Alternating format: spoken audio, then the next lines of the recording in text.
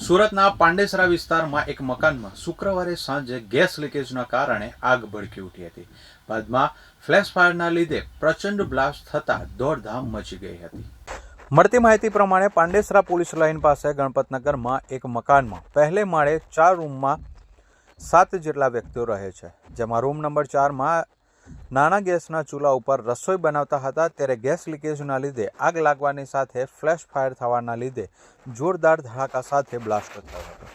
બ્લાસ્ટને પગલે ઘરવખરી સહિતનો સામાન વેરવિખેર થઈ ગયો હતો અને એટલું જ નહીં, પણ તે રૂમના બારીબારણા અને બાજુના રૂમના બારીબારણા સહિત વસ્તુઓ તૂટી ગઈ હતી. આ સાથે દિવાલોમાં તિરાડો પણ પડી ગઈ હતી. જોકે આગ અને ધડાકાના લીધે ત્યાં હાજર સહિત લોકો ભય ફેલાતા અફરાતફરી અને ભાગદોડ મચી જવા પામી હતી. કોલ મળતા 3 ફાયર સ્ટેશનના ફાયર લશ્કરોનો કાફલો ઘટના સ્થળે ધસીને કામગીરી કરી હતી.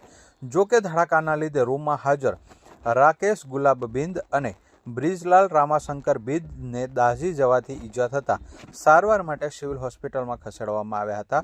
જ્યારે આગ અને બ્લાસ્ટ થવાના લીધે 2 રૂમમાં ઘરવખરી, પંખા, બારીબારણા સહિતની ચીજવસ્તુઓને નુકસાન થયું હતું.